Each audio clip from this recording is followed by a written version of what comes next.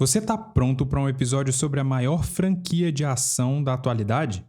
Na opinião do barista de hoje, eu vou falar sobre os 4 filmes de um dos maiores personagens monossilábicos do cinema.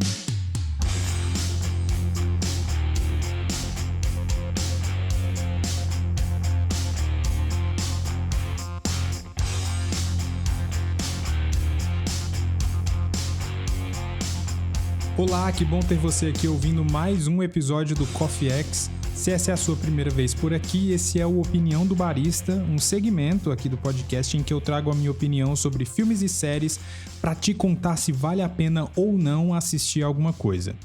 Hoje eu vou falar sobre a franquia do momento. Eu assisti John Wick 4 na semana retrasada, eu acho, e eu tô devidamente impactado com o filme. Por isso eu decidi fazer um episódio do Opinião do Barista focado inteiramente na franquia, já que eu nunca falei de John Wick por aqui. Antes da gente ir pro episódio, eu gostaria de te convidar para fazer parte do nosso grupo aberto lá no Telegram.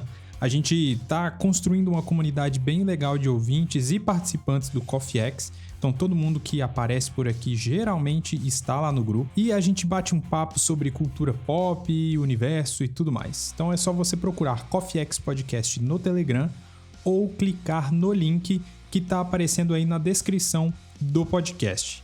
E se você curte o conteúdo aqui do Coffee X e quiser me ajudar, dá uma olhadinha no nosso Apoia-se. A partir de R$7 você pode ter o seu nome lido aqui nos episódios principais do Coffee X, além de ajudar a manter esse podcast no ar, porque afinal de contas custa grana manter isso aqui. E em breve eu terei novidades nas recompensas lá do Apoia-se, então fica ligado. Não se esqueça de seguir o Coffee X Podcast no Instagram e Twitter, é simples, @CoffeeXPodcast. E interagir comigo por lá também. É muito legal saber o que vocês estão achando dos episódios para que eu faça cada vez mais para vocês.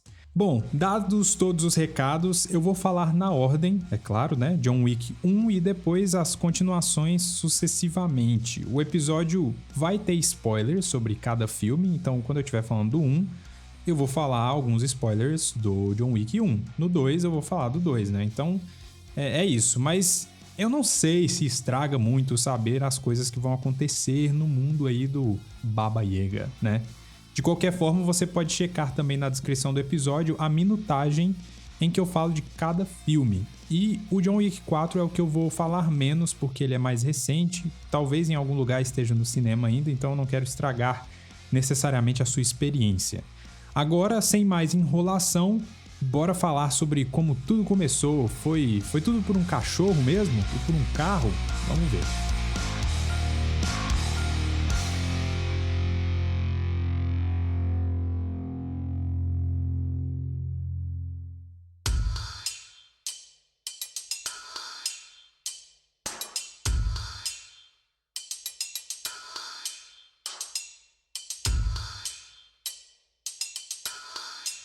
A franquia John Wick foi criada pelo roteirista Derek Kolstad e pelos dublês Chad Stahelski e David Leitch.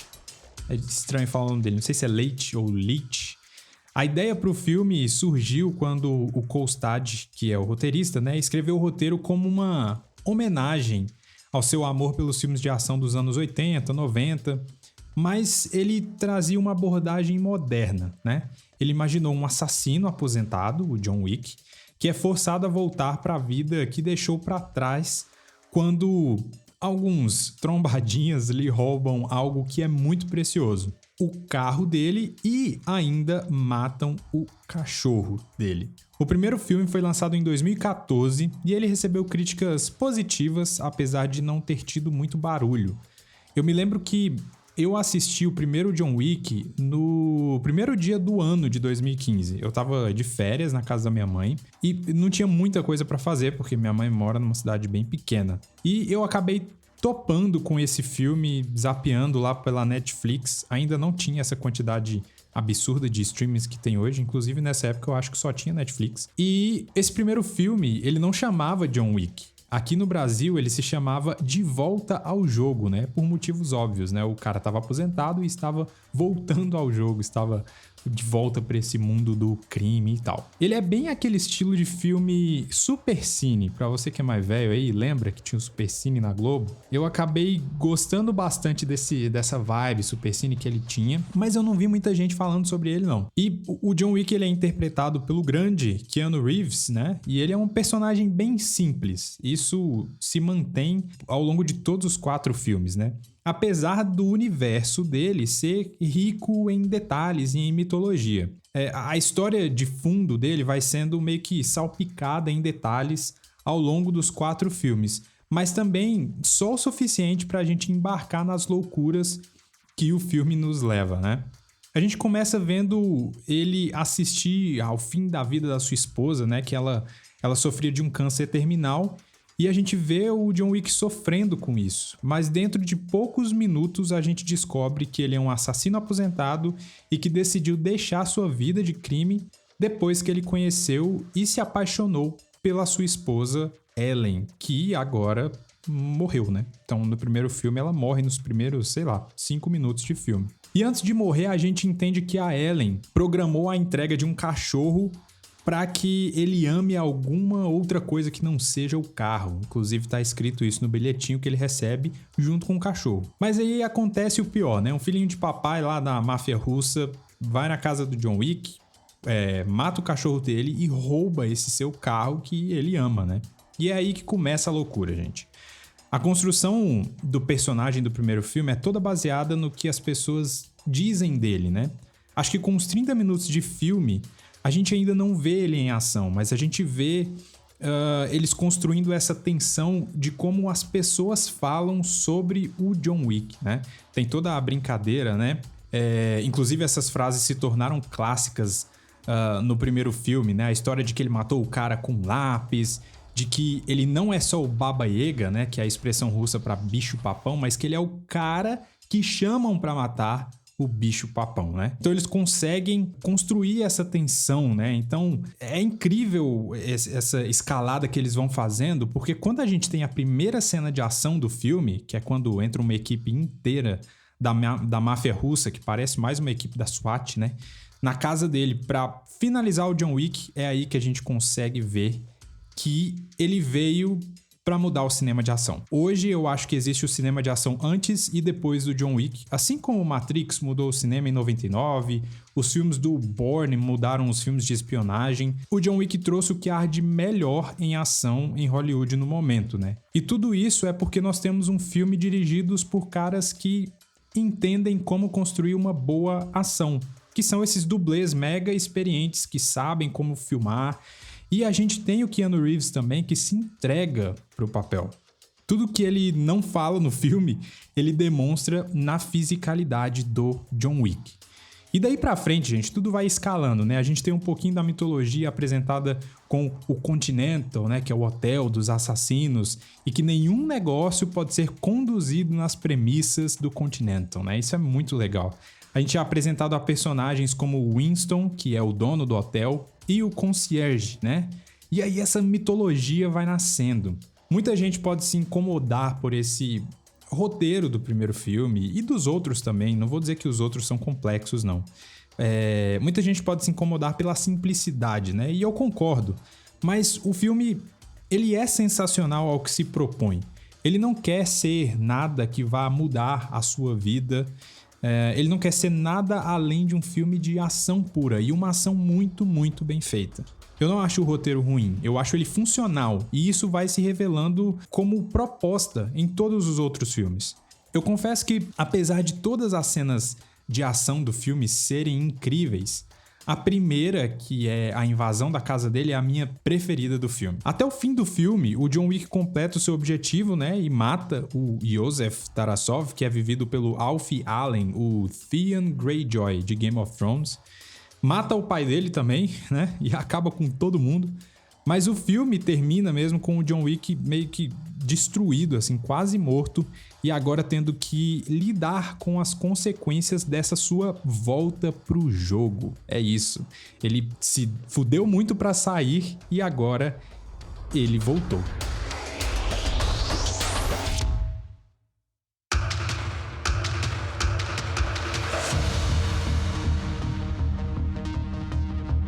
A popularidade do filme, né, do John Wick, do primeiro, ela meio que foi criada no boca a boca e eu acredito que ela cresceu muito quando o filme chegou aos streamings.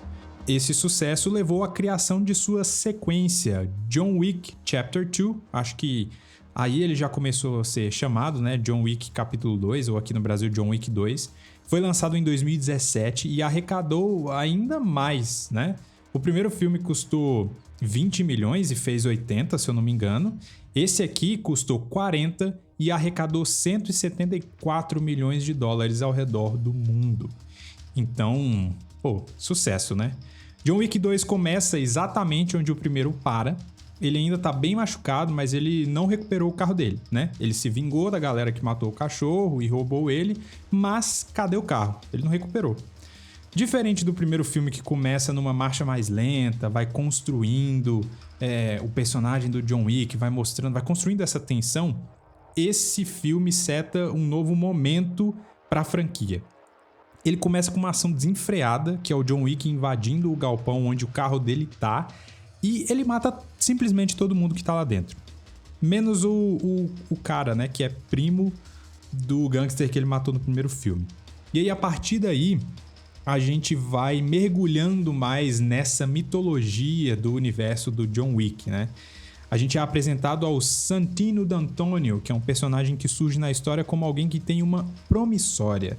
Algo que eu esqueci de comentar no primeiro filme é que a gente descobre que o John Wick, ele tá aposentado e ele saiu, né? Porque ele se apaixonou e decidiu se casar, mas ele só se aposentou porque ele conseguiu cumprir uma tarefa impossível.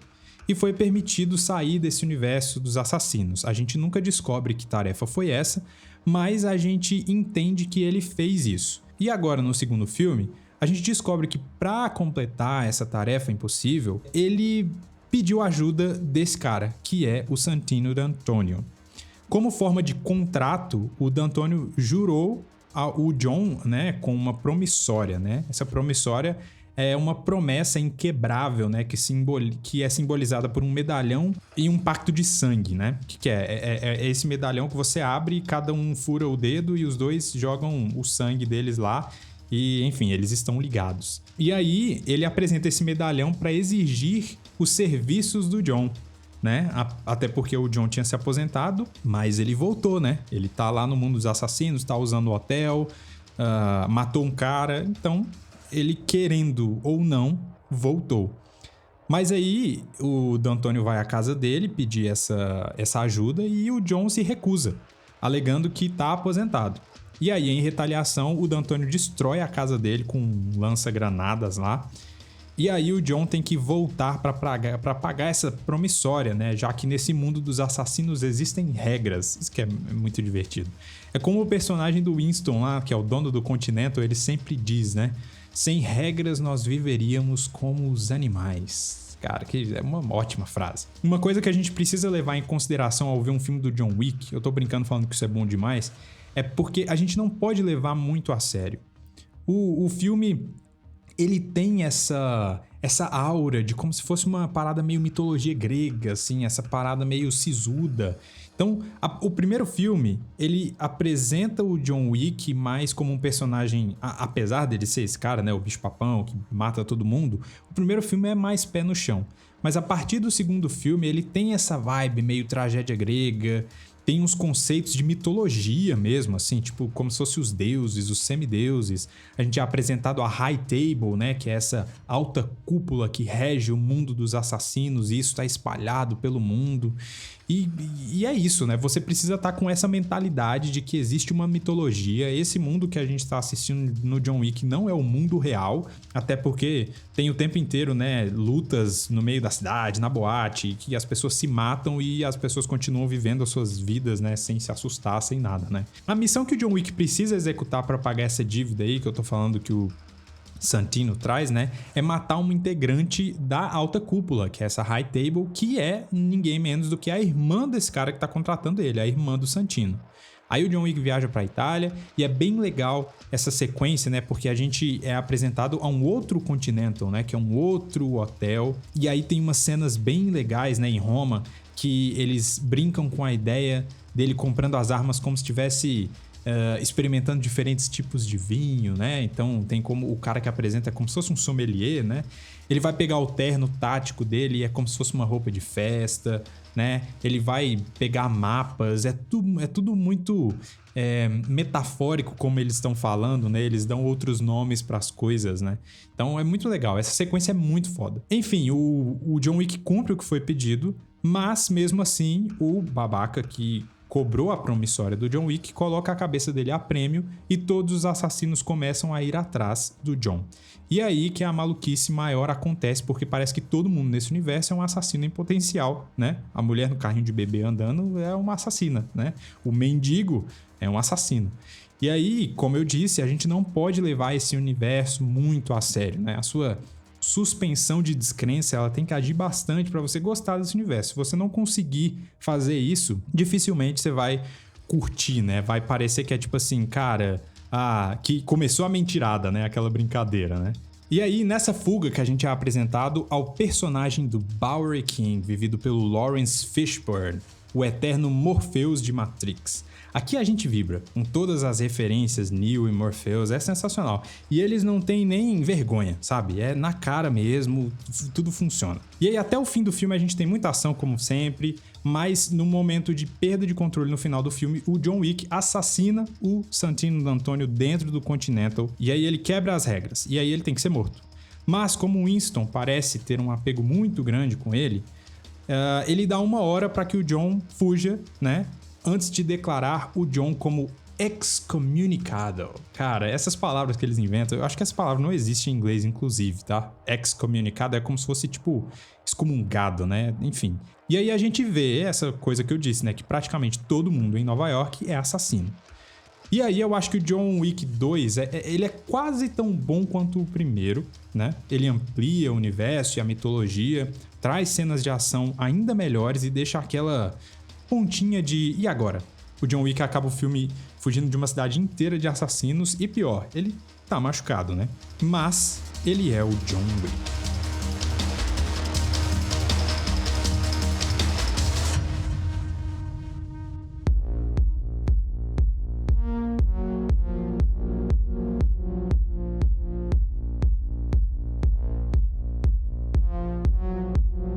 A franquia continuou a crescer com o lançamento de John Wick Chapter 3, né? Capítulo 3, Parabellum, em 2019, que arrecadou mais de 328 milhões de dólares em todo o mundo, custando apenas 75 milhões. É sucesso ou não, gente? Ele se tornou o filme mais bem-sucedido da franquia até agora. E eu acho que é aqui que a franquia realmente explodiu. Acho que agora as pessoas entendem de fato a proposta e estão completamente imersas nesse universo que mistura mitologia, e eu tô fazendo aspas aqui porque não tem deuses propriamente ditos, mas é como se fossem, né? Tem muita ação e as coreografias de luta são dignas de um balé lá daquela companhia russa lá, eu acho que é Bolshoi. É incrível, assim. É surreal como as cenas são detalhadamente muito bem coreografadas e longas. Eu acho que a partir do terceiro filme eles começam a esticar um pouco mais. A primeira cena do terceiro filme é gigantesca. Começa com o John Wick matando um cara com quase o dobro do tamanho dele usando um livro, né? Passando por uma fuga de cavalo e terminando com uma briga de moto. O John Wick termina o segundo filme fugindo de tudo e todos, né? Mas ele ainda tem algumas cartas na manga, eu poderia dizer isso. A gente descobre que ele tem ligações familiares que ele pode usar para conseguir fugir, e ele quer fazer com que isso o leve à High Table, que é a alta cúpula. A gente entende que ele quer sair desse mundo de novo, ele entrou para executar uma vingança, mas isso acabou desencadeando uma confusão surreal no mundo dos assassinos, né? Então, ele mexeu na balança do poder desse mundo, né? Enquanto isso, a gente tem o Winston, no continente de Nova York, tendo que lidar com investigações da alta cúpula, porque ele ajudou o John Wick a fugir. Logo, o hotel inteiro quebrou as regras, né?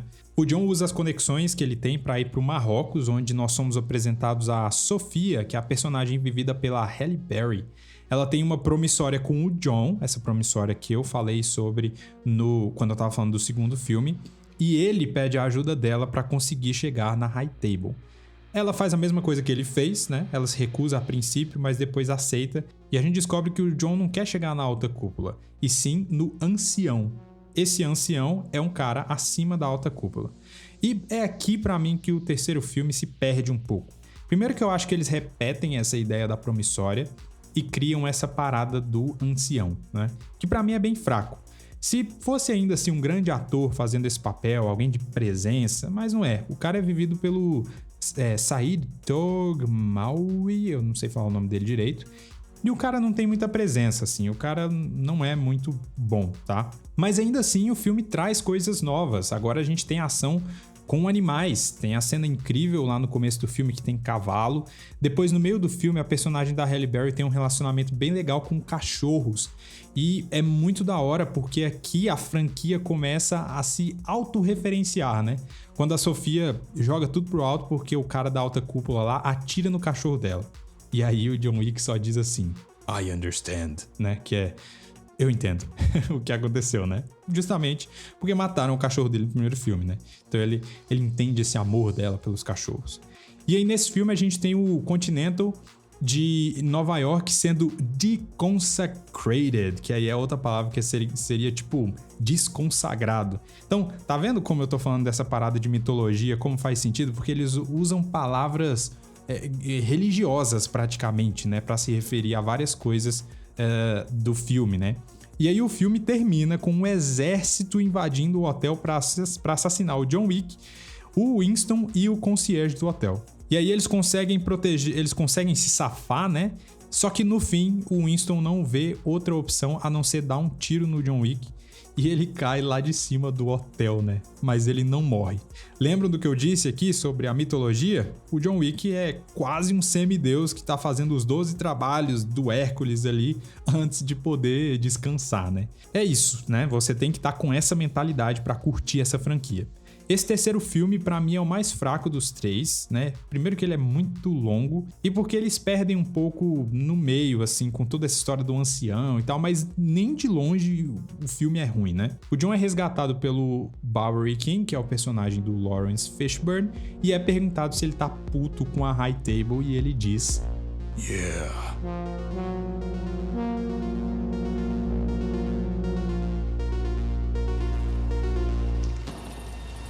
Oh shit, they took a finger. Ain't that a bitch?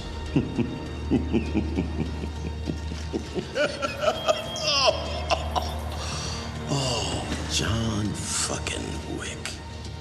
So, the old boy keeps his hotel and you take the fall. Can't say I blame him, I would have done the same thing if I was in his shoes. But this high table shit. 7 cuts. Under the table is where shit gets done. And they're about to find out if you cut a king, you better cut him to the quick.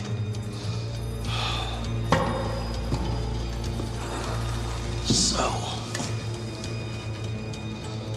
let me ask you, John, how do you feel? 'Cause I am really pissed off. You pissed, John? Are you?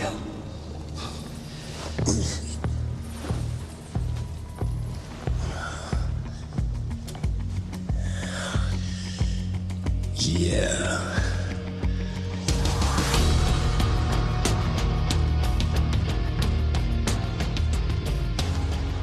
John Wick Capítulo 4 é o primeiro filme da franquia que eu assisti no cinema, muito por causa de tudo que todo mundo tá falando sobre o filme, e eu vi que compensava, né? Hoje em dia eu tô tentando escolher muito os filmes que eu vou ver no cinema, até porque os ingressos estão bem caros, né? Se dependesse de mim, eu ia no cinema toda semana, mas não dá, gente. 40, 50 reais no ingresso, não dá. Mas eu só ouvi coisa boa sobre John Wick 4 e vendo o trailer também, eu falei, cara, acho que esse filme vale a pena, e eu não tava errado. Esse é definitivamente o melhor filme da franquia. É absurdamente surreal o tamanho desse filme, gente. É lógico que o tamanho que eu digo de duração, mas o tamanho em escala. Você pode até pensar que é mais do mesmo, né? Mas não. Os caras conseguiram inovar, apresentar ainda mais personagens interessantes e cortar coisas que não faziam tanto sentido. Um pequeno spoiler aqui, que se resolve no começo do filme, que é o que eu reclamei do terceiro filme, é resolvido na primeira cena. O John Wick elimina um ancião e eles usam esse assassinato para introduzir um personagem mais interessante, que é o Marquês, vivido pelo Bill Skarsgård, que é o carinha que fez o It, esse novo, né? E aí nesse quarto filme tem um salto na fotografia de John Wick, gente. Como esse filme é lindo, parece que, principalmente na primeira cena, que é uma cena... Na primeira cena, não. A primeira parte do filme, que se passa em Osaka, né, que é no Japão, parece que cada cena é uma pintura, cara. A minha sequência favorita desse filme, coincidentemente, assim como nos outros anteriores, né, é uma das primeiras cenas, que é essa de Osaka, no Japão. É uma cena super longa e quando ela acaba você pensa, é isso.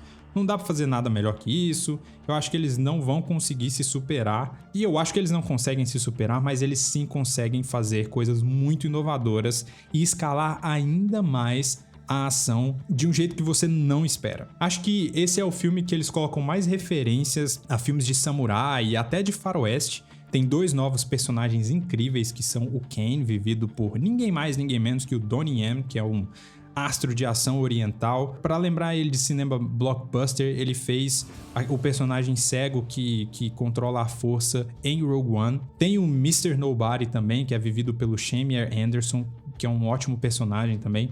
E que dinâmica incrível eles conseguem criar com esses novos personagens e o próprio John Wick. É uma reunião de todos os elementos da série de filmes usado assim com muito esmero, sabe?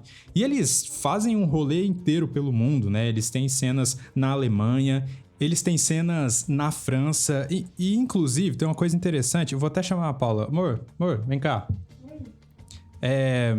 A gente assistiu o John Wick 4, você assistiu o John Wick 4 comigo e tem algumas cenas surreais em Paris, né? E é muito legal que tem um lugar lá, acho que é um lugar só que apareceu no filme, que a gente foi real e é um dos lugares é um dos cruzamentos mais perigosos que tem no mundo lá, que é no Arco do Triunfo, né? A rotatória mais tensa do mundo. E é uma cena muito foda e é muito legal saber que a gente esteve lá.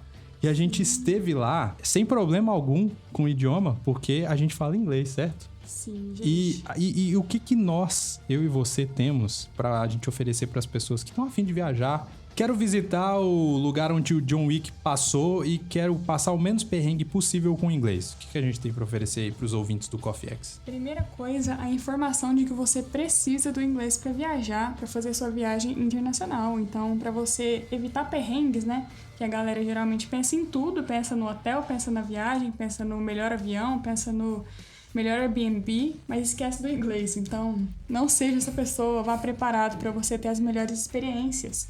E a gente tem um intensivo aí que você pode fazer em 30 dias para se preparar para essas situações comuns de viagem, seja no avião, no hotel, no restaurante, fazendo compras, enfim, o que você quiser. E aí, se você preferir, você pode fazer 30 dias ou em 15 dias. Ou se você estiver muito desesperado, você faz em uma semana. Também dá, mas assim, né? Depende do seu nível de desespero. Então, você monta lá, tem várias sugestões de cronograma. E aí você vai aprender a ter uma viagem lisa, né? Sem problema. Lisa, exatamente. Não vai passar tanto bem quando o John Wick também subir naquela escada que tem no filme. Meu Deus. Mas aí, só pra fechar aqui, o pessoal falou, mas você tá falando de Paris, eles falam francês. Sim, mas pra poder viajar pra qualquer lugar, gente, o inglês é essencial pra você se comunicar. Se você não fala francês, o inglês vai ser a língua que você vai se comunicar lá, pode ter certeza, tá? Exatamente. Então todas as informações estão na descrição desse episódio.